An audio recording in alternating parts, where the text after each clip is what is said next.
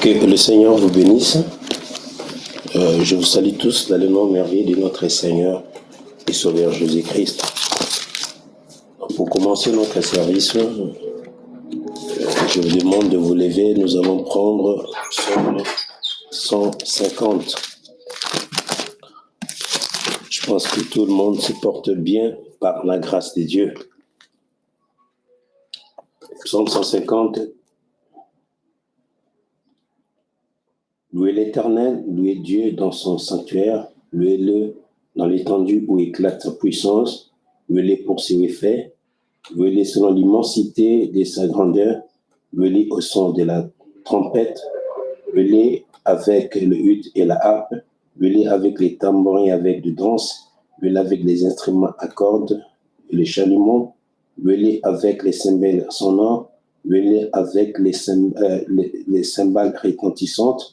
Que tous ceux qui respirent, loue l'Éternel, loue l'Éternel. Amen.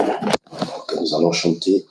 Oh, prends mon âme, prends-la, Seigneur, et que ta flamme brûle dans mon cœur. Et tout mon être vibre pour toi. Sois seul mon maître, ô divin roi. Sous cette vie de paix d'amour, vers toi je crie, la nuit, les jours. Entends ma plainte, sois mon soutien. Calme ma crainte, toi mon Seigneur. Nous allons dire un mot de prière ensemble là où vous êtes. Si vous pouvez élever vos voix, élever vos cœurs vers le Seigneur pour lui remercier de vous avoir gardé vivant durant toute la semaine qui vient de s'écouler et qui vous a donné l'opportunité, l'occasion de s'approcher devant sa présence dans ce matin de la résurrection où la victoire a été donnée à l'homme après avoir perdu ses droits depuis l'Éden. Seigneur notre Dieu, notre roi, Père divin, l'auteur de la vie éternelle, je m'avance devant toi, Seigneur notre Dieu, te remerciant de ce que tu m'as donné l'occasion d'être vivant, mon Père, et de m'avoir permis, Seigneur notre Dieu, de te parler ce matin, alors qu'il y en a beaucoup qui pensaient, Seigneur, avoir cet instant, il y en a beaucoup qui pensaient, Seigneur notre Dieu, être en communion avec toi, il y en a beaucoup qui pensaient, Seigneur notre Dieu, dire un mot de ta part, Seigneur notre Dieu, mais ils n'ont pas pu avoir l'occasion. Mais si cette occasion m'est accordée, c'est pas parce que je suis meilleur, Seigneur mon roi, c'est pas parce que nous sommes dignes, mais c'est juste parce que ta grâce continue à se déferler sur nous. Voilà pourquoi nous venons à toi ce matin, ô grand Jéhovah, pour élever ton nom, pour glorifier ton nom, pour exalter ton nom, parce que tu es le roi de rois. Sois béni, mon sauveur, sois glorifié, sois exalté, sois honoré à jamais. Oh, merci Père. Alléluia. Élevons nos voix, prions les Seigneurs. Adorons les Seigneurs. Dites-lui combien il est merveilleux, car la Bible dit, tout celui qui respire puisse louer l'Éternel. Dis Seigneur, je te remercie pour m'avoir donné ces souffles de vie. Seigneur, je te remercie de m'avoir compté parmi les vivants. Voilà pourquoi je viens vers toi, Seigneur. Je t'adore, je t'élève, je te glorifie. Béni sois-tu, notre Dieu, notre roi. Merci, notre Sauveur. Merci, notre Rédempteur, parce que je te le demande au nom de Christ et Jésus, le Dieu de William Branham. Sous cette vie de paix d'amour, vers toi je crie, la nuit, les jours. Entends ma plainte, sois mon soutien. Calmer ma crainte, toi, mon seul bien. Sous cette vie de épée d'amour, vers toi je crie la nuit, les jours. Entends ma plainte, sois à mon soutien. Calmer ma crainte, toi, mon Seigneur. Dieu, notre Père céleste, Dieu tout-puissant, l'auteur de la vie éternelle, Dieu d'Abraham, Dieu d'Isaac, Dieu de Jacob, Dieu de Joseph, Dieu de Paul, Dieu d'Irénée, Dieu de Colomba, Dieu de Martin, Dieu de Luther, Dieu de Wesley, Dieu de William Branham, notre Dieu, ce matin, nous te rendons grâce et honneur, Père. Nous te bénissons, Seigneur. Nous te glorifions, Seigneur. Nous t'acclamons, Seigneur, notre Dieu, parce que tu es merveilleux, Seigneur. Tu es grand, tu es fort, tu es puissant, Seigneur. Aucun Dieu n'est comparable à toi. Aucun Dieu n'est semblable à toi, Seigneur. C'est toi qui as créé les choses visibles et invisibles. C'est toi qui as créé tous les systèmes solaires. Alléluia. C'est toi qui as créé la lune, les étoiles. C'est toi qui as ordonné les oiseaux de te chanter le matin comme le soir. C'est toi, ô Dieu Tout-Puissant, qui connais le nombre exact de tous les grains des sables qui logent les océans, le mer, le fleuve, les rivières, les lacs. Seigneur, c'est pour dire que tu es tellement grand. Aucun être humain n'est semblable à toi, Seigneur. Merci, notre Dieu, de nous avoir donné l'opportunité de s'avancer devant toi ce matin, cet avant-midi. Seigneur, dans ce jour de la résurrection, Seigneur, nous ne voulons pas que cette résurrection que le monde commémore, Seigneur, mon roi, soit seulement dans l'angle, Seigneur, extérieur, mais nous voulons voir la résurrection de Christ dans notre vie, Seigneur. Nous voulons être en connexion avec la puissance de la résurrection, Seigneur. Nous voulons être l'interprétation de la résurrection, Seigneur. Nous voulons être la preuve de cette grande victoire, alléluia, que le monde n'a jamais connue, mon Père céleste. Merci pour cela, Seigneur. Bénis cet instant, Seigneur, alors que nous nous recommandons à toi, Père. Puisses-tu bénir, Seigneur, ce petit chant que nous allons chanter. Bénis aussi la parole que nous allons écouter. Seigneur, je demande à ce que tu me gardes auprès de ta croix, mon Père, que tu fortifies mon corps, Seigneur, notre Dieu. Fortifie aussi également tes enfants partout où ils sont, Seigneur. Alors ceux qui sont connectés, Seigneur, notre Dieu, que tu leur donnes la grâce, Père Céleste, de s'approcher aussi devant toi, Père Céleste. Je sais que tu le feras, Père, parce que ta parole avait dit, si 2 ou 3 personnes se sont réunies pour demander quelque chose en ton nom, il leur sera accordé. Accorde-nous, Seigneur, la grâce de trouver miséricorde, Père, pour que le Saint-Esprit puisse se déferler dans nos cœurs, pour que, Seigneur, notre entendement puisse s'ouvrir, Seigneur, que nous sachions, Seigneur, pourquoi tu nous gardes encore vivants. Bénis cet instant alors que nous te demandons. Nous te le demandons au nom de celui qui était mort à la croix pour nous, le Seigneur Jésus-Christ, le Dieu de William Branham. Amen. Que le Seigneur bénisse.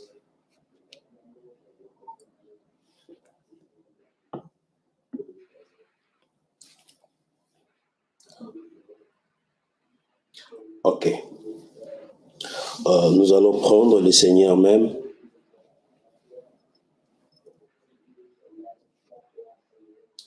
Oh. 97. Le Seigneur même, bonheur suprême, le Seigneur même, il est amour, mon roi, je redirai toujours, le Seigneur même, le Seigneur m'aime, il est amour. Dans la misère la plus amère, dans la misère, j'étais plongé, mon roi, je redirai toujours, le Seigneur m'aime, le Seigneur m'aime, il est amour. Dans la souffrance, sans espérance, dans la souffrance, je gémissais, mon roi, je redirai toujours, le Seigneur m'aime, le Seigneur m'aime, il est amour. Porte à ma peine, ma lourde chaîne, porte à ma peine, je t'ai perdu, mon roi, je redirai toujours, le Seigneur m'aime, le Seigneur m'aime, il est amour. Dieu dans sa grâce prie à ma place, Dieu dans sa grâce prie son cher fils, mon roi, je redirai toujours, le Seigneur m'aime, le Seigneur m'aime, d'amour, le poids immense de mon offense, le poids immense tomba sur lui, mon roi, je redirai toujours, le Seigneur m'aime, le Seigneur m'aime, il est amour. Sur le calvaire, loin de son Père, sur les calvaires, il vint mourir, mon roi, je redirai toujours, le Seigneur m'aime, le Seigneur m'aime, il est amour, il purifie toute ma vie, il purifie avec son sang, mon roi, je redirai toujours, le Seigneur m'aime, le Seigneur m'aime, il est amour. À toi la gloire et la victoire, à toi la gloire, agneau de Dieu, mon roi, je redirai toujours, le Seigneur m'aime, le Seigneur m'aime, il est amour. Amen. Une fois de plus, que le Seigneur vous bénisse.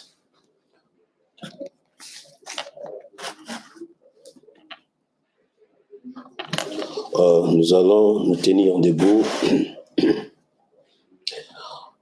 Nous allons prendre nos Bibles dans Jean chapitre 16, verset 21.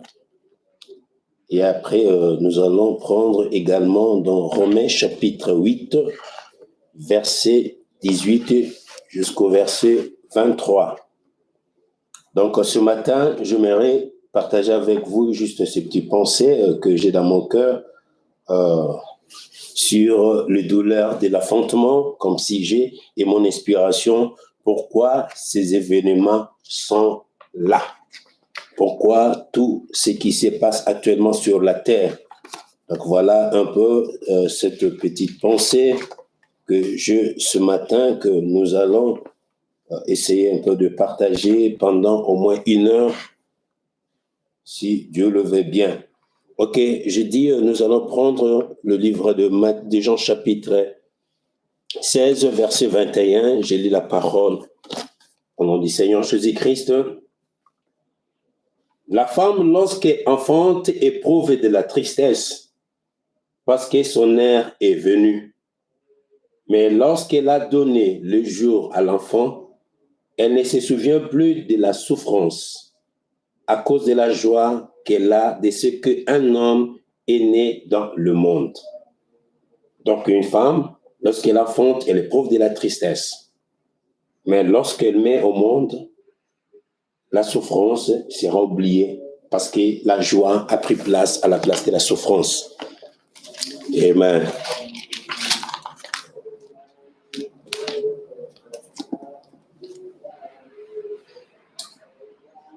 Nous allons prendre également Romains chapitre 8, depuis le 13e verset. Depuis le 18e verset plutôt. Romains chapitre 8, verset 18. J'estime que les souffrances du temps présent ne sauraient être comparées à la gloire à venir qui sera révélée pour nous. Aussi, la création entend-elle avec ardent désir la révélation du Fils de Dieu. Car la création a été soumise à la vanité, non de son gré, mais à cause de celui qui y est soumise. Avec espérance qu'elle aussi sera affranchie de la servitude de la corruption, pour avoir part à la liberté de la gloire des enfants de Dieu. Or, nous savons que jusqu'à ces jours, la création tout entière soupire, elle souffre des douleurs de l'enfantement. Et ce n'est pas elle seulement, mais aussi qui avons, mais nous aussi, qui avons les prémices de l'esprit, nous soupirons en nous-mêmes, attendant l'adoption. Que le Seigneur ajoute le bénédiction, lecture de sa parole. En Jéhovah, le moment solennel est là où nous voulons partager ta parole avec tes enfants, Seigneur. Je demande à ce que tu puisses me oindre, Seigneur, et oindre chaque oreille qui écoutera cette parole, que cela puisse nous aider à nous rapprocher plus près de toi, parce que te l'avons demandé au nom de Jésus-Christ. Amen. Ok, veuillez vous asseoir, que Dieu vous bénisse. Encore une fois, je remercie le Seigneur pour ce privilège qu'il m'a donné, excusez-moi, d'être en communion avec lui et de communier avec vous ensemble. Donc, c'est la grâce de Dieu qui a fait que qu'on puisse parler ensemble et écouter le verset, la parole que nous venons de lire. Donc, merci à tout le monde pour vos prières. Merci pour tout ce que vous êtes en train de faire à cause du royaume des cieux. Donc, je demande à ce que le Seigneur vous bénisse tous dans le nom de Jésus-Christ. Ok, donc comme je l'ai dit tantôt là, le sujet de ce matin est les douleurs de l'enfantement et mon inspiration, pourquoi ces événements sont là. Donc, si j'ai été saisi, Dieu m'a inspiré de parler sur ce puissant prophète, ce puissant message que le prophète William Branham en a parlé, c'est par rapport aux choses qui se passent actuellement sur la terre. Mes frères et sœurs, personne n'est ignorant de ce qui se passe aujourd'hui sur la terre, les événements qui émaillent la terre aujourd'hui.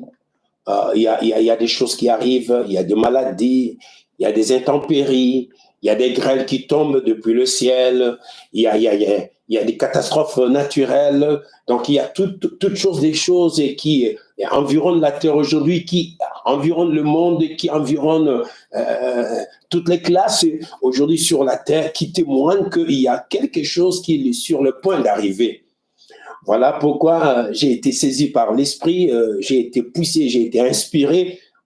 C'est un peu de vous réveiller, c'est un peu de réveiller votre conscience, de réveiller aussi ma conscience. Pendant ces temps où nous sommes en confinement, je ne sais pas, je l'avais partagé avec quelques frères et sœurs, j'ai dit, bon, c'est un temps, pourquoi Dieu a permis que nous soyons dans cette condition. Il y a toujours un pourquoi dans tout ce qui nous arrive. Dieu a permis que nous soyons dans les confinements. Mais qu'est-ce que nous profitons, qu'est-ce que nous tirons, qu'est-ce que nous faisons de ces temps de confinement que Dieu nous a alloués? D'accord. Moi, je ne vois pas que c'est les gouvernements de ce monde qui ont fait à ce que ces confinements soient là en place. Non, moi, je ne pense pas. Ce n'est pas de cette vision-là que moi je vois.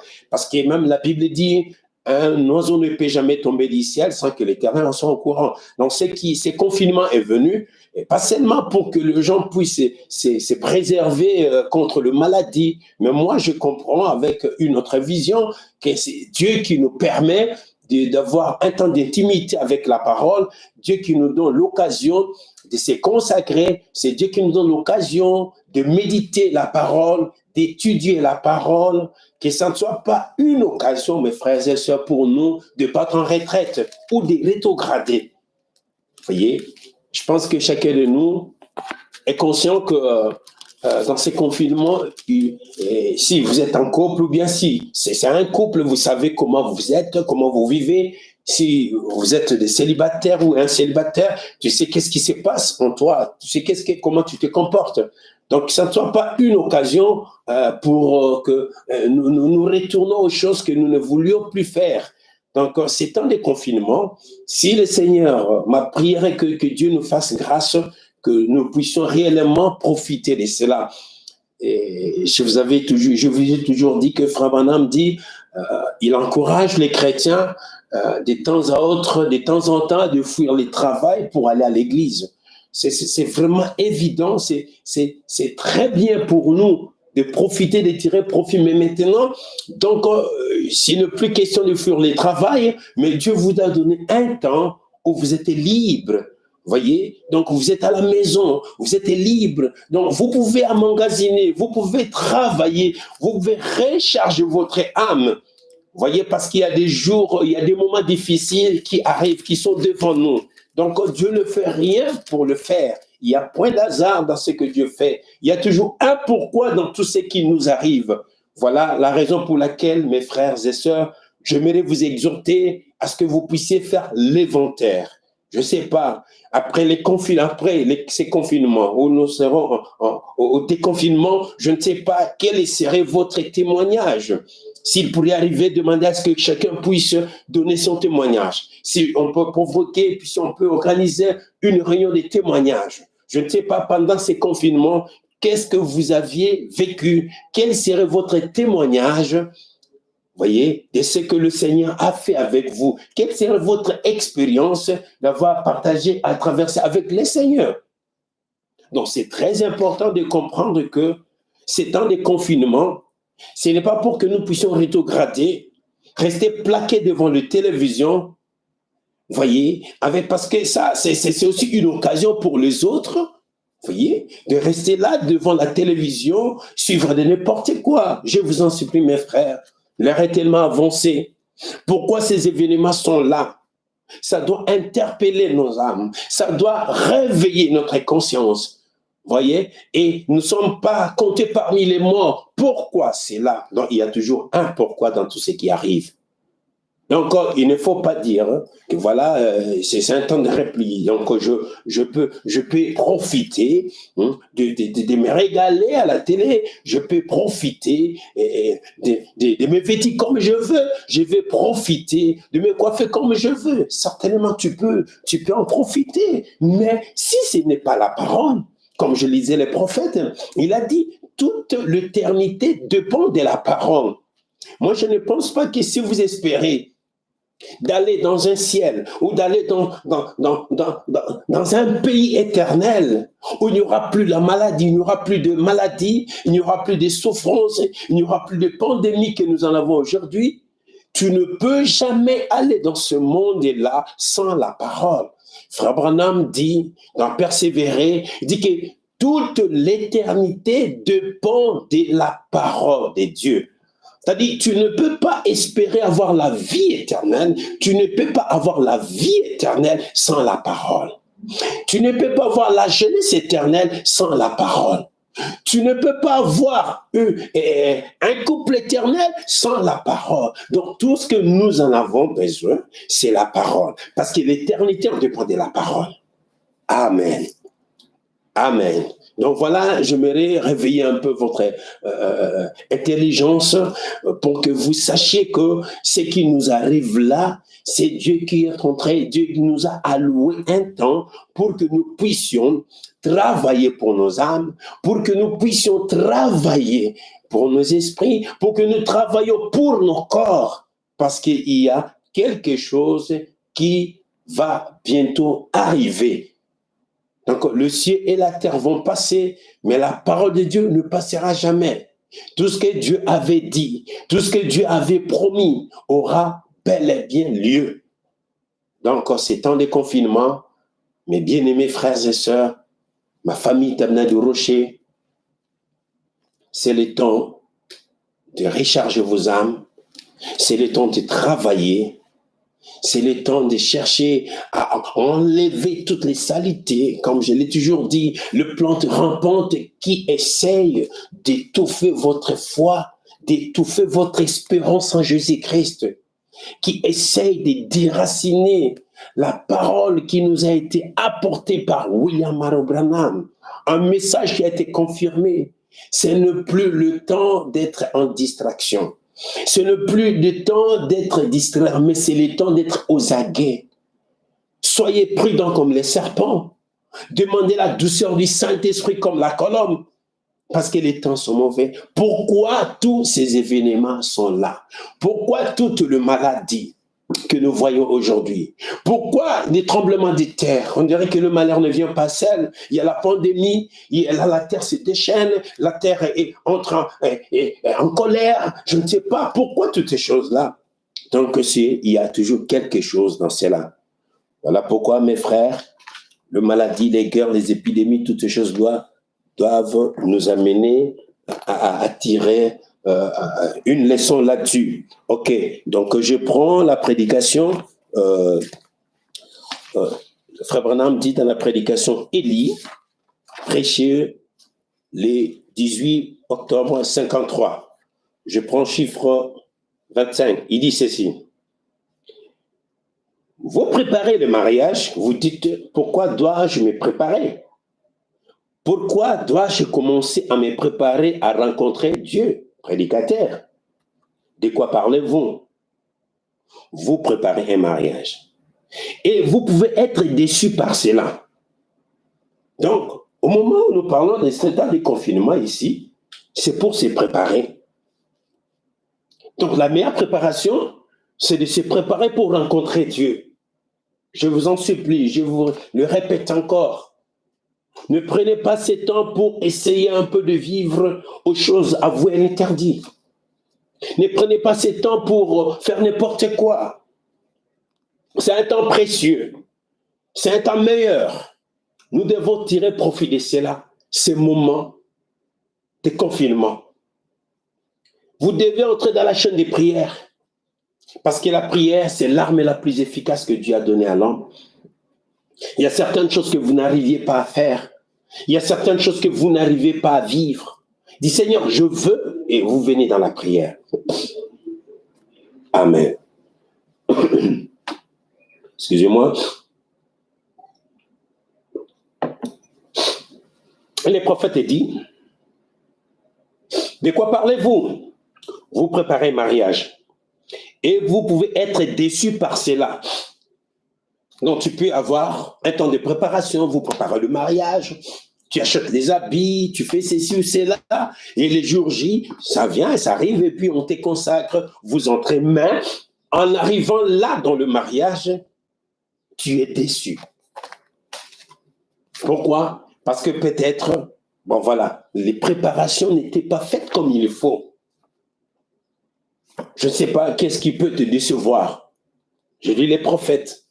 Donc, ça peut être un élément que tu avais perdu de vue, que tu n'avais pas considéré la parole, qui peut être le sujet de ta déception. Vous voyez? Donc, c'est pourquoi Frère Branham dit, toute éternité dépend de la parole. Oh, j'ai beaucoup aimé cette pensée-là. Tu veux avoir un bon mariage. Préparez-vous selon la parole. Tu vas avoir quelque chose de mieux, de meilleur. Préparez-vous selon la parole. Et je continue avec le prophète. Il dit oui. Vous pouvez être déçu par cela. Vous pouvez dire, je me prépare pour une grande réunion quelque part. Ou l'une l'autre chose. Vous pouvez être déçu par cela. Mais il y a une préparation pour laquelle vous n'allez pas être déçu. Ce que vous devez rencontrer Dieu, chacun de vous. Amen. Ainsi, ce qui me fait penser, chaque fois, je sais que je vois un cheveu blanc, cela me dit, je dois me préparer à rencontrer Dieu. Quand moi, la tête, presque toute la tête commence à devenir blanche, tout le cheveu devient blanche, je ne sais pas. Donc, je dois me préparer à rencontrer Dieu. Frère Branham dit, chaque fois que j'entends une sirène, je sais que je dois rencontrer Dieu. C'est un temps de préparation. Chaque fois que j'entends parler de la mort ou de n'importe quoi, c'est un temps de préparation. Dieu prépare. Nous, comme vous le savez tous, il y a l'épidémie aujourd'hui de Covid-19 qui est devenue une pandémie. Frère Branham en avait déjà parlé. Les frères Branham en avaient déjà parlé. Il y aura des guerres, il y aura des bruits des guerres. Jésus en avait parlé. Il y aura une guerre bactériologique. Le prophète en a parlé. Les gens vont entrer dans les laboratoires et en fabriquer les choses que nous voyons aujourd'hui et les faire disperser par le bombe. Les prophètes en avaient parlé. Vous voyez ce qui s'est passé aux États-Unis aujourd'hui, en France, en Italie, toutes ces choses qui arrivent, même au Congo, ici, partout, presque ailleurs. On parle des Covid-19 et ça fait trembler les gens. Donc, toutes ces choses-là doivent nous servir des signes que nous devons nous préparer. Pourquoi tous ces événements sont là? Oh, mes frères et sœurs, les prophètes avaient dit, il y aura des maladies qui arriveront, qui viendront. Donc, à une heure, des milliers de gens mourront. Ce sont des choses qui ont été prophétisées. Donc, cela doit nous servir des signes pour se préparer. C'est un temps de préparation. Chaque fois que j'entends parler de la mort ou de n'importe quoi, c'est un temps de préparation. Dieu prépare. Quand vous voyez ces choses, que vous voyez la maladie, que vous voyez les cabinets du médecin, que vous voyez ces choses, c'est un avertissement. Préparez-vous à rencontrer Dieu car c'est proche. Amen. Amen. Donc c'est un temps de préparation. Pourquoi toutes ces choses sont là? Pour nous aider à nous préparer. Je vais arriver. Voyez-vous un jeune homme ici, voilà. Ok, je descends un peu. Même les cris des méchants vous condamneront. Quand les cris des méchants qui sont en enfer, quand vous vous tiendrez là et direz, eh bien, je voulais faire le bien, 3 points. Il y en aura de milliers en enfer qui diront, tu dois les condamner, car j'avais la même intention et que tu m'as envoyé ici-bas en enfer. Vous voyez?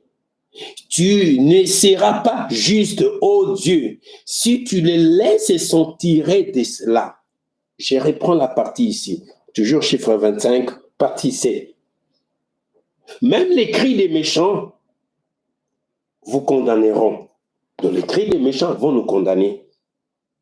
Quand les cris de méchants qui sont en enfer, quand vous vous tiendrez là et direz, oh, eh bien, je n'avais pas 3 points, je voulais faire le bien.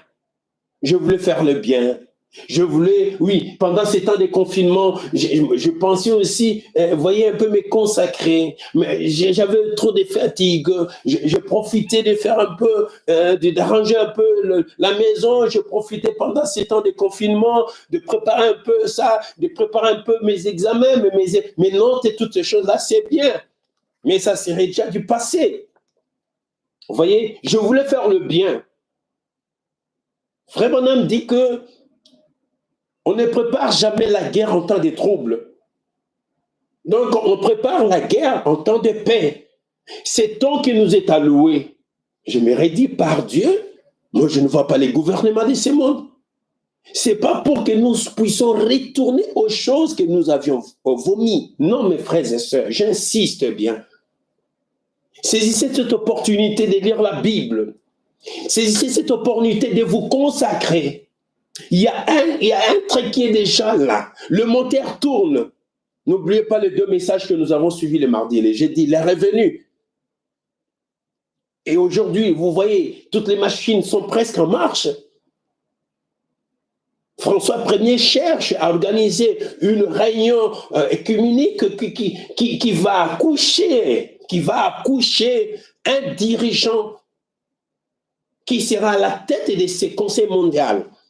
Parce qu'il parle d'un village. Le monde doit être gouverné comme, doit devenir un village où chacun de nous aura une place à y vivre. Mais on ne peut pas avoir un village sans qu'il y ait un chef du village. Mais qui sera le chef du village? Qui va gouverner? Un village avec plein de doctrines différentes. Mes frères et sœurs, que cela soit reporté ou comment, la réunion qui devait avoir lieu au mois de mai ici, je ne sais pas, mais cela doit nous avertir, doit nous réveiller. Amen. Vous allez dire ces jours-là, je voulais faire le bien. Voyez? Mais ces pécheurs-là, ces gens-là qui sont en enfer, les gens-là qui vont crier, ils vont crier. Vous voyez? Et le prophète dit, il y en aura 2 millions en enfer qui diront, ils vont dire, oh my God, tu dois les condamner, car j'avais eu la même intention. Donc lui aussi avait eu la même intention que vous en avez maintenant pendant ces temps de confinement. Au lieu de profiter, de recharger l'âme, sortez de toute les futilités. Je vous en supplie, mes frères et sœurs. Je l'ai toujours dit, je ne me fatiguerai jamais de vous avertir. Je ne me fatiguerai jamais de réveiller votre conscience. Oui, allez travailler, c'est bien. C'est comme les soldats de Gédéon.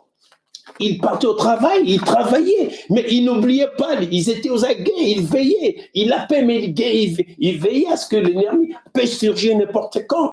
Nous devons être aux aguets, nous devons être vigilants, parce qu'il y a le pécheur que nous voyons aujourd'hui dans la rue. Ils vont nous condamner, leurs cris vont nous condamner. Ils disent non, Seigneur, ça ne sera pas juste de les épargner.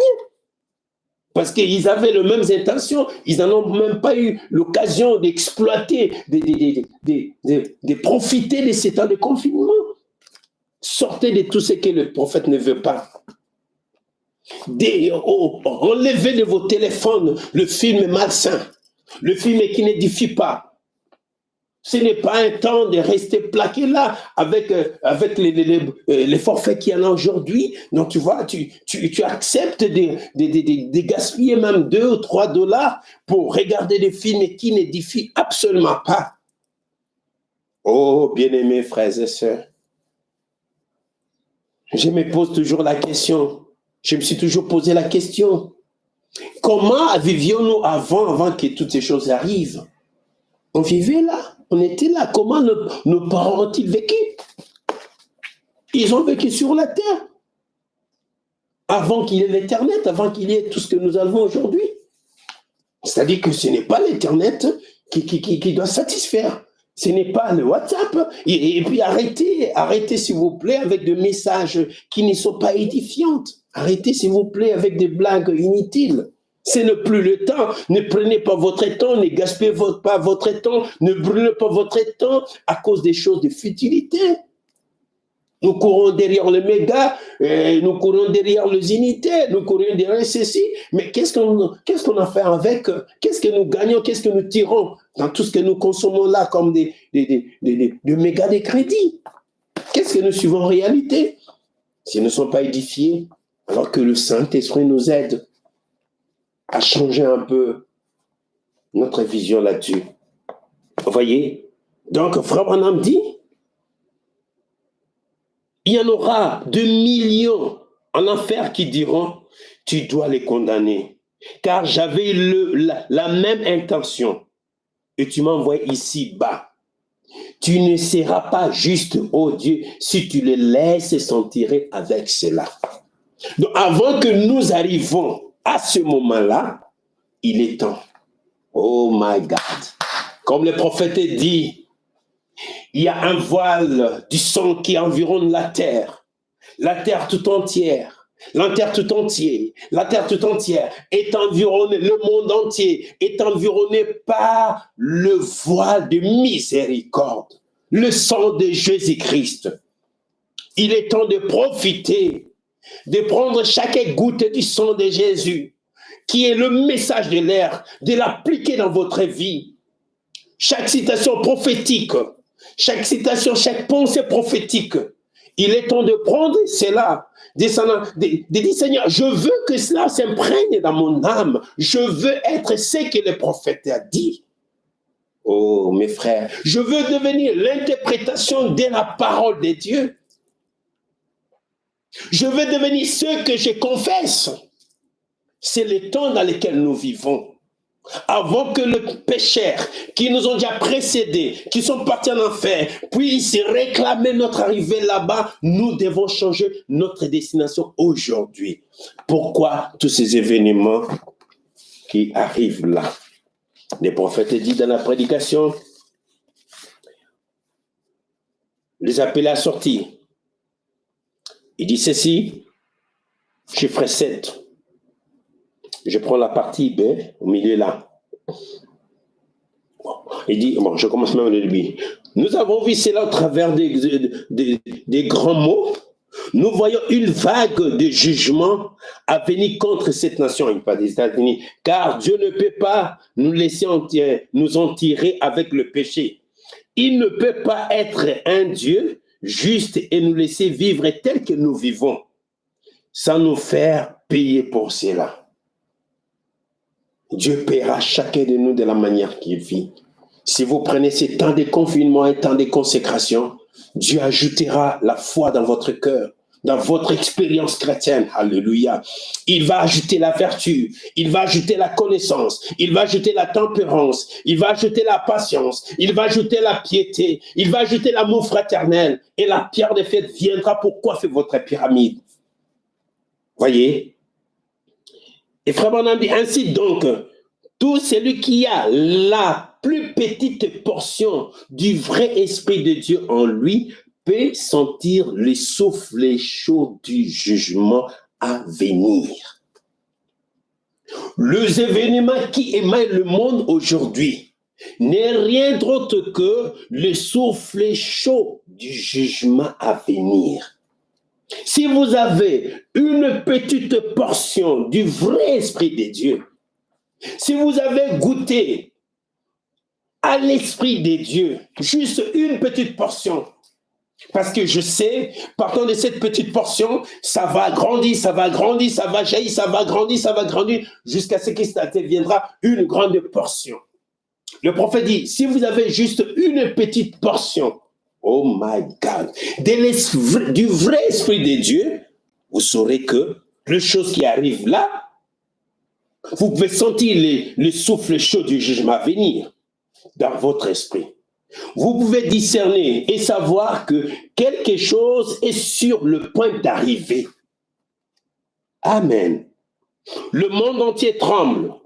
Les petites nations, les grandes nations, car la puissance de réduire ce monde en poussière en une minute est entre les mains des bolcheviques, des communistes, des impies, des cultes sans cœur et sans effusion de sang. Écoutez les prophètes. Ma prière est que pendant ces temps de confinement, que vous réclamez l'Esprit de Dieu. Si tu n'as jamais vécu une expérience avec Dieu, dis Seigneur, je veux qu'avant que ces temps-là, ces temps-ci de confinement soient ôtés ou ces mesures soient enlevées, moi, je veux une expérience avec toi, Seigneur.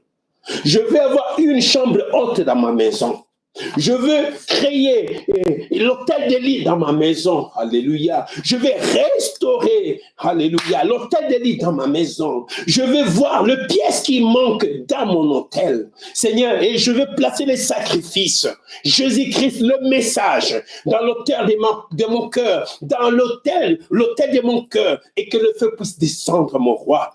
Et je vais sentir le jugement arriver, comme au temps d'Élie. Alléluia. Lorsqu'il avait restauré l'autel, il avait ramené chaque pièce à sa juste place. Les 12 tribus, les 12 pierres qui représentaient les 12 tribus d'Israël. Lorsque vous remettez toutes les vertus que le prophète nous a léguées aujourd'hui, nous a laissées aujourd'hui, et vous les mettez, le feu va descendre. Et une fois que le feu descendra, tu sauras que quelque chose est sur le point d'arriver. Amen. Oh, mes frères et sœurs, quel temps merveilleux. Quel privilège que nous avons aujourd'hui. Nous, la sémence d'Abraham. Nous, la sémence spirituelle d'Abraham. Nous avons le privilège. Nous avons l'occasion d'échapper le jugement qui plane déjà sur la terre. Le vent chaud du jugement arrive.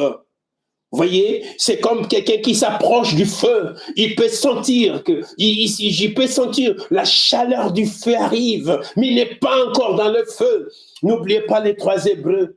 Lorsqu'ils étaient arrêtés pour être jetés dans les fournaises ardentes, même leurs bourreaux là étaient eux-mêmes tombés à cause de la chaleur, de ces vents chauds qui sortaient de cette fournaise-là. Ils sont morts. Oh, mes frères et sœurs, que Dieu nous vienne en aide, que Dieu réveille notre intelligence, que notre saine intelligence soit réveillée. Ne restez pas endormis. Réveillez-vous, rocher tabernacle du rocher. Réveillez-vous, l'épouse du Seigneur. Il est temps de comprendre pourquoi toutes ces choses-là sont là. Il est temps de chercher le véritable esprit des dieux, qui peut commencer à vous avertir, même si le pasteur n'est pas là, même si le frère n'est pas là, la sœur n'est pas là, ton mari n'est pas là, peu importe, le Saint-Esprit en toi va commencer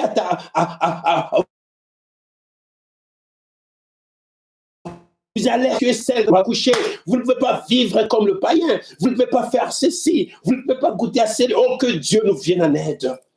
Et il est temps que nous soyons réveillés, mes frères et sœurs. Pourquoi ces événements sont là? C'est pour nous dire qu'il y a un vent de jugement. Donc, c'est le vent de jugement. Il y a un jugement qui arrive. Je n'ai pas besoin de crier derrière vous. Je n'ai pas besoin de faire la police pour votre vie chrétienne. Mais c'est seulement pour vous dire que le jugement va frapper la terre. Le vent chaud du jugement est là. Et le prophète dit, ce vent circule la terre avec une vitesse de 36 000 km par heure. Qui ne peut pas sentir ces chauds-là, ces vents chauds-là du jugement? Voilà comment les gens meurent. On commence à atterrer les gens sans même qu'il y ait des cérémonies funèbres. Ça n'existe même plus. Les gens sont intensés, superposés. Oh, mes frères et sœurs, ce n'est que les débuts, ce n'est pas encore la chose. Parce que le prophète avait dit, les gens mourront par des maladies, par les fléaux, par des pandémies. En une heure, il y aura des milliers, en une heure, il y aura des milliers. Mais ici, 24 heures, on peut enregistrer 4 000 morts. Ce n'est pas une heure, c'est 24 heures. Mais voilà, le monde est en train de trembler. Mais lorsque la saison arrivera, lorsque les flots vont s'abattre, d'être réellement connectés avec le Saint-Esprit, je vous exhorte ce matin de chercher le brin du christianisme dans votre cœur. Sortez de futilité. Sortez des choses qui n'édifient pas. C'est temps de confinement. C'est un temps propice. Lorsque le temps viendra où on va fermer les églises. Oh, je lis quelque part, Frère Branham dit, nous aurons une interdiction formelle de prier même pour les gens. On vous attrape, on vous trouve en train de prier pour quelqu'un, on vous tue. Je ne veux pas voir ces choses arriver. Voilà pourquoi. Ce qui arrive aujourd'hui, mes sœurs, ce qui arrive aujourd'hui, mes frères, ce sont les douleurs de l'affrontement. Nous allons y arriver. Il faut que quelque chose soit là. Amen. Oh my God. Voyez, le prophète dit, dans la prédication des douleurs de l'enfantement. Écoutez, chiffre 43, 45, et puis je vais avancer. Je crois que c'est de quoi Jésus parlait ici quand il a dit, vous verrez la tristesse, vous serez dans la tristesse plutôt, mais votre tristesse, ça changera en joie. Il parlait à ses disciples, ici en sachant que la naissance du christianisme commençait à se faire jour. Et alors, il faut que l'ancien meure, afin que les nouveaux naissent. Il faut que tous ceux qui donnent naissance éprouvent les douleurs de la tristesse. Et ils allaient certainement ressentir la douleur de la tristesse et de l'angoisse pour passer de la loi à la grâce. Donc là, nous parlons de douleur de l'enfantement. Cette écriture que nous avons lue, Jésus a dit dans Matthieu 16, 21, la femme, lorsqu'elle enfante, éprouve de la tristesse parce que son heure est venue. Et aujourd'hui, le monde aussi éprouve de la tristesse parce que son heure est venue. Nous allons arriver. Voyez? Mais lorsqu'elle a donné le jour à l'enfant, elle ne se souvient plus de la souffrance. Une femme, lorsque l'heure d'accoucher arrive, elle éprouve de la souffrance. Mais lorsqu'elle est mise au monde, elle accouche, elle donne un enfant, le temps de la souffrance-là n'y serait plus. Voilà pourquoi, mes bien-aimés frères et sœurs, je continue avec le prophète. Jésus parlait à ses disciples, leur disait que l'heure arrive où la loi doit céder, où la loi doit mourir pour que la grâce naisse. Donc il parlait des changements, de ces changements-là, où il devait passer de la loi à la grâce. Voyez? Donc la naissance ne vient pas avec sourire. Donc, c'est avec des angoisses, des tristesses, des souffrances. Et le prophète dit, la naissance naturelle, normale, est le type de la naissance spirituelle. Toutes les choses naturelles sont des types de choses spirituelles. Amen. Et nous constatons que si nous regardons ici, sur le sol, et que nous voyons un arbre qui pousse sur la terre, il lutte pour rester en vie. Ça prouve qu'il y a quelque part un arbre qui ne meurt pas, parce qu'il réclame quelque chose. Amen. Donc, ce que nous voyons aujourd'hui, ce sont les douleurs de l'enfantement. Comme Jésus avait averti à ses disciples, comme il parlait à ses disciples, leur enseignait que le monde, donc la loi doit céder la place à la grâce. C'était pas facile. Je prends un exemple. La loi de Moïse disait que si on trouvait une femme en flagrant délit, pour tel acte et tel acte, elle méritait la mort. En flagrant délit, d'adultère, elle méritait la mort, elle méritait la lapidation. C'était la loi, c'était même le cœur d'Israël. Donc il vivait cela, il observait cela. Or, la loi, c'est juste comme un policier qui peut vous arrêter, vous mettre dans un cachot. Mais la loi n'était pas capable de libérer l'homme qui a été placé dans le cachot, au cachot. Voilà la raison pour laquelle, pour changer, pour qu'il y ait ces changements-là, de la loi qui devait enfanter la grâce, c'était pas facile. C'était difficile avec des douleurs. Et un jour, on a attrapé cette femme-là, vous connaissez très bien l'histoire, et les pharisiens étaient prêts pour lapider la femme. Tout le monde était là, brandissant la loi de Moïse. Moïse a dit ceci, mais nous l'amenons vers toi, les prétendus prophètes. Tu dis que tu es prophète, que penses-tu de cela? Jésus, comme il était la parole, il savait que c'était difficile pour eux d'admettre que cette femme-là peut aussi être épargnée. Mais il a dit quoi? Il a seulement écrit il a écrit au sol et il a dit que si parmi vous, quelqu'un sait qu'il n'a jamais commis de péché, qu'il jette la première pierre à la femme. Et c'était avec douleur. Parce qu'ils étaient bien armés. Chacun d'eux avait une pierre à la main. Oh my God. Alléluia. Chacun avait une pierre à la main, prêt à jeter sur la femme, prêt à tuer la femme, prêt à lapider la femme, sans se rendre compte que lui aussi avait quelque chose qui pouvait aussi demander que la pierre soit jetée sur lui. Mais comme le Messie était là, le Seigneur était là, Christ était là, voyez, il voulait amener les gens à comprendre que, voilà, nous devons changer. La loi doit affronter la grâce.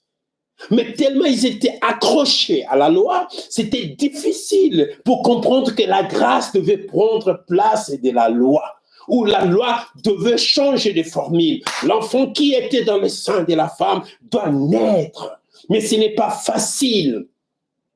Parce que la loi était là pour permettre à ce que la grâce vienne. Voilà, mes frères et sœurs. Tout le monde n'a pas pu jeter la pierre sur la femme. Mais c'était difficile. Ils ont déposé des pierres lui aussi. Non, là, c'est comment? Ça, c'est violer la loi. Non, il n'a pas violé la loi. C'était pas facile de jeter la pierre. Il murmurait. C'était une douleur parce qu'il voulait vraiment appliquer la parole.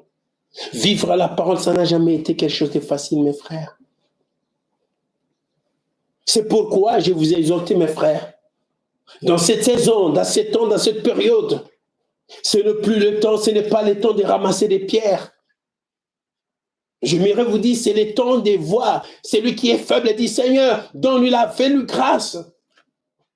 Ne jetez plus de pierres sur quelqu'un, mais donnez l'évangile, donnez la grâce, donnez la main à celui qui est faible. Tu as trouvé ta soeur, ton frère, dans la faiblesse quelque part. Il ne faut pas courir pour en parler. Dis, ma soeur, ça, je veux que nous voulons prier pour ces problèmes, pour telle situation. Ne m'en parlez même pas. Accomplissez l'œuvre chrétienne, accomplissez le devoir chrétien, le principe chrétien. Donc, ce n'était pas facile. Vous voyez, alors Jésus était là, et la loi, oh my God, devait céder la place, mais ce n'était pas facile. Et personne n'avait jeté la pierre sur Jésus. Et vous savez qu'est-ce qui s'est passé? Jésus a relevé la tête. Personne n'était là. Tout le monde était parti. Personne n'était capable de jeter la pierre sur la femme parce que tout le monde se sentait coupable. Et Jésus a dit à la femme, moi aussi je ne te condamne pas. Va, mais ne pêche plus. Frère Branham dit, va, ne pêche plus là. Ce n'est pas dans le sens, va, ne commette plus l'adultère. Non. Alléluia. Va, ne sois plus incrédule à la parole de Dieu. Donc, ne sois plus incrédule. Parce que si nous faisons certaines choses qui nous identifient comme des péchés, c'est parce que nous sommes incrédules. Si quelqu'un croit la parole de Dieu, il ne fera pas certaines choses que nous le faisons. On n'aura pas à mettre les trucs. Regardez, pendant ces confinements, je ne sais pas, vous voyez les gens encore revenir avec les filles de cheveux dans la tête, mais je ne sais pas. Mais qu'est-ce que vous... Je ne sais pas. C'est temps de confinement, je ne sais pas. Est-ce que vous comprenez que chaque pensée prophétique prononcée par Malachie 4 est l'ainsi dit le Seigneur? Tout ce que le prophète a dit, vous vous rendez compte que c'est une colonne de feu? Chaque citation des prophètes est une partie de la colonne de feu. Et Frère Branham dit la colonne de feu, c'est l'attribut de la plénitude de Dieu. Comment peux-tu espérer être parfait, avoir la statue d'un homme parfait en toi, devenir comme un Paul, devenir comme Jésus, comme William Branham, alors que vous ne voulez pas respecter, vous ne vous associez pas, vous ne voulez pas travailler pour chaque portion de la parole, chaque pensée exprimée par Malachie 4. Mais c'est, il a dit, soyez naturel comme le prophète l'a dit. Arrangez vos cheveux naturellement, restez naturellement. Mais un jour, c'est mon cas, William, il s'est moqué de William Branham. Bim, mais tu commences à perdre tes cheveux. Non, frère Branham, je n'ai pas perdu, même pas un seul de mes cheveux. Dis, mais ça est où? C'est dans la banque de Dieu. Si tu as perdu tes cheveux, tu vas les retrouver. N'oubliez pas, tout ce qui est éternel dépend de la parole, mes sœurs et frères. Oh, que Dieu nous vienne en aide. Les douleurs de l'affrontement sont là. De même manière que le monde subisse, passe par ces douleurs de l'affrontement, de même manière qu'un véritable fils de Dieu passe aussi par les douleurs de l'affrontement. N'oubliez pas que ce n'est pas seulement le monde qui soupire pour donner naissance à une nouvelle terre, à un nouveau ciel. Alléluia. Moi aussi, je dois soupirer pour avoir une nouvelle expérience chrétienne dans ma vie, pour que la personne ancienne meure et que la personne nouvelle naisse. Je dois soupirer aussi. Ce n'est pas facile, mais nous devons tous travailler pendant ces temps de confinement. Les corps refusent, mais le cœur est disposé, mon âme est disposée. Je vais amener ces corps, je vais traîner ces corps à genoux. Je vais dire même un mot, même une minute de prière. Dans cette chaîne de prière, je dis, Seigneur, je veux une charge nouvelle dans mon cœur. Voilà ce que je veux, Seigneur. Parce que lorsque le déconfinement sera accordé, on va déconfiner les gens, et vous allez retourner dans vos histoires là. Vous serez encore derrière Pharaon. Pharaon, quand lui n'excusez jamais. Vous serez là, matin au soir, derrière lui. Et vous vous sentez trop léger, trop lourd. Des fois, pour prier, ça devient un problème. Mais c'est un temps merveilleux que Dieu nous a donné. Oh, mes frères et sœurs, je m'en vais pour atterrir. Frère Branham dit, la naissance naturelle, normale, est le type de la naissance spirituelle. Toutes les choses naturelles sont des types de choses spirituelles. Et nous constatons que si nous regardons ici sur le sol et que nous voyons un arbre qui pousse sur la terre, il lutte pour rester en vie. L'arbre lutte pour rester en vie. Ça prouve qu'il y a quelque part un arbre qui ne meurt pas. Parce qu'il réclame quelque chose. Amen. Mon Dieu, alléluia. Écoutez, regardez, une femme, ou quoi que ce soit, éprouve le douleur de l'affrontement.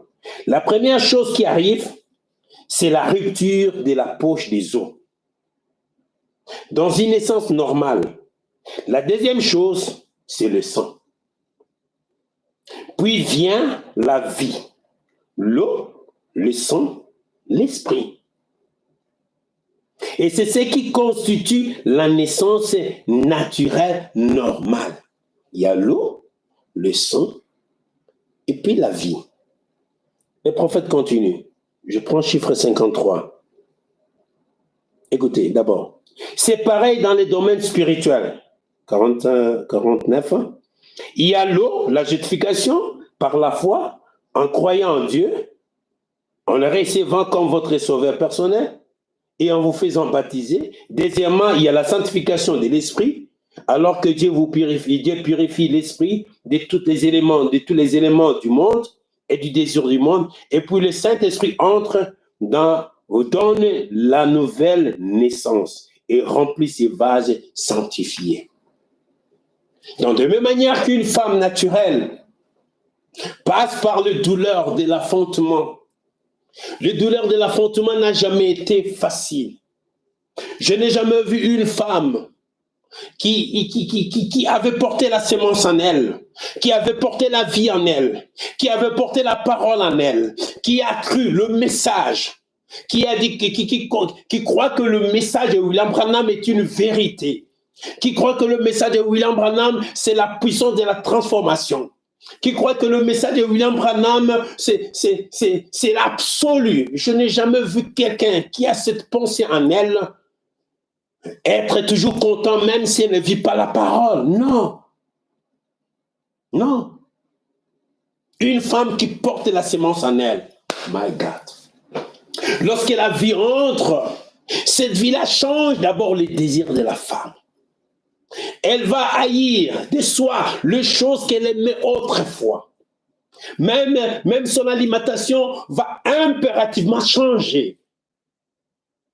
Elle va chercher à vivre pas selon elle. Elle sera conduite. La force de l'intérieur va commencer à dominer sur l'extérieur. Si la semence parole est dans votre cœur, c'est cette semence-là qui va commencer à produire un changement, que vous voulez ou pas. Si réellement le message de William Branham a pris bel et bien place dans votre cœur, dans mon cœur, cela doit produire un changement. Cela doit vous amener à haïr certaines choses que vous désiriez. Mais je ne sais pas.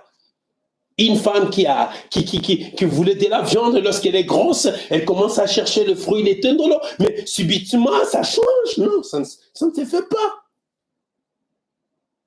Donc, elle doit d'abord entrer dans une transformation parce qu'elle porte la semence en elle. Et la semence qui est en elle, c'est cette semence-là qui va commencer à donner, qui va commencer à transformer, à donner des injonctions, à donner la vision, le commandement, à primer ce que je peux dire sur la personne extérieure.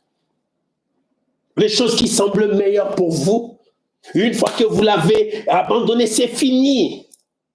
Oh my God. Comment expliquer les choses que vous aviez abandonnées? C'est pourquoi, mes sœurs et frères, une fois de plus, ces temps doit être un moment merveilleux, un moment tellement propice pour chercher réellement le Saint-Esprit. C'est le temps de chercher le Saint-Esprit authentique, du vrai Saint-Esprit. Je ne parle pas des fusions, je parle du vrai Saint-Esprit, la personne de Christ dans votre cœur. Lorsqu'il entre comme un petit bouton, il va commencer à dissiper, à chasser, à contraindre toute le ténèbre qui était en vous. Et ça va partir, les ténèbres vont céder la place, la lumière va commencer à gagner chaque fibre de votre cœur, chaque partie composant votre esprit. Le Saint-Esprit commencera à prendre dessus. Il va commencer à chasser le mal. Il va commencer à vous transformer. Oh my God. Il y a une période bien impartie pour une femme d'accoucher. Je n'ai jamais vu une femme avoir une grossesse de 2 ans. Ça n'a jamais été le cas. Quelle semence que nous avons? Le monde est dans les douleurs de l'enfantement. Le guerre que nous voyons, ce sont les douleurs de l'enfantement. La pandémie qui balaye le monde aujourd'hui, c'est les douleurs de l'enfantement. Toutes les choses que vous voyez, ce sont des douleurs de l'enfantement. Et toi, avec la parole de Dieu, alléluia, tu ne peux pas entrer dans les douleurs de l'enfantement. Si le monde veut vomir, alléluia, veut vomir une nouvelle terre, un nouveau monde, et toi, tu as la parole de Dieu en vous, comment tu ne peux pas entrer dans les douleurs de l'enfantement? Voyez, et lorsqu'une femme entre dans les douleurs de l'enfantement, elle ne rigole pas, elle pleure. Elle n'a plus honte d'exprimer sa tristesse, sa douleur. Elle n'en a pas honte. Elle peut se déshabiller. Elle n'aura pas honte parce qu'elle est en travail. C'est la vie qui est en elle qui la pousse. Alléluia. Oh my God. Elle approuve des tristesses, oh Seigneur. Voilà cette écriture. Comment moi je ne peux pas la vivre? Seigneur, frère Branham, dis ça, Seigneur. Seigneur, comment tu ne peux... Vous travaillez, vous soupirez, vous gémissez. Et le Seigneur viendra, il va vous aider. Amen. Oh my God, il est 11h05. Bientôt je vais atterrir. Frère Branham dit... Même prédication, chiffre 53, écoutez, les douleurs de l'affrontement. Alors nous voyons que ça, la naissance naturelle est complète. Quand le bébé, d'habitude, 3 points, Bon, à la rupture de la poche des os, vous n'avez pas besoin de beaucoup d'intervenir, vous n'avez pas besoin de beaucoup d'intervenir là-dedans. Et quand le sang vient, vous n'avez pas tellement besoin d'intervenir là-dedans. Mais pour que la vie entre dans le bébé, il faut que vous lui donnez une fessée, que vous le fassiez hurler. 3 points. Or, étant sans instruction, alors que mes frères qui sont ici ont vraiment reçu une très bonne formation, là-dedans, eux, mais moi non, mais moi, je dois prendre la nature pour typifier ces choses. Alors voilà. Qu'est-ce qui arrive? Il a fallu qu'une vraie fessée pour les amener à recevoir ceci. Pour, lorsque la poche se rend pour l'eau, il n'y a pas beaucoup d'efforts. Le sang vient, beaucoup d'efforts. Mais lorsque la vie vient, écoutez, c'est la troisième partie. Et je vais identifier, l'eau c'est la Première Guerre mondiale. Le sang c'est la Deuxième Guerre mondiale. Mais nous venons dans la troisième Guerre mondiale est à la porte. Tout ça, ce sont les douleurs. Il y a un enfantement, mais il y a plusieurs douleurs. Donc, le douleur accompagne l'enfantement, l'accouchement. Rabbanam dit, chiffre 86, douleur de l'enfantement. Je vais arriver dans ce que nous avons ici. Il nous est dit par le prophète de Dieu que nous devons avoir une nouvelle terre, un nouveau ciel, une nouvelle terre. Si vous voulez avoir un passage de l'écriture pour ça, c'est Apocalypse chapitre 22, verset 1er. Je pourrais vous les citer, si je l'ai ici. Jean a dit, je vis un nouveau ciel, une nouvelle terre, car le premier ciel et la première terre avaient disparu. Ils n'étaient plus là. Or, si nous devons avoir une nouvelle terre, l'ancienne terre et la nouvelle terre ne pourront pas exister en même temps. My God. Écoutez, où le nouveau monde et l'ancien monde ne pourront pas exister en même temps. Il ne peut pas y avoir des autres du monde ensemble en même temps. Donc, on ne peut pas voir une nouvelle terre ensemble avec l'ancienne terre, non. On ne peut pas voir un nouveau ciel avec l'ancien ciel, non, ça n'existait pas. Il faut que le premier meure pour laisser la place à la deuxième et à la seconde, ou bien au second. Et nous aussi,